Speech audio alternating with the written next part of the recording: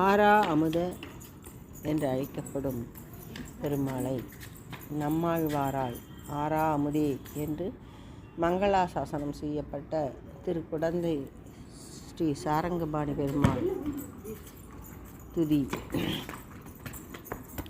அருவரம் தரும் ஆராமுதன். முதல் பாடல்.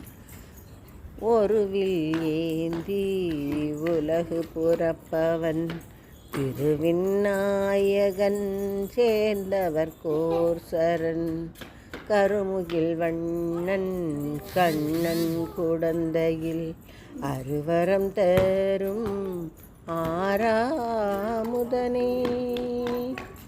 தேரிலங்கு திருமணி மண்டபத்து ஏரிலங்க எழுந்து அருள்கின்றவன் சீரிலங்கிடும் செல்வ குடந்தையில் ஆரிலங்கனை ஆராமுதனை.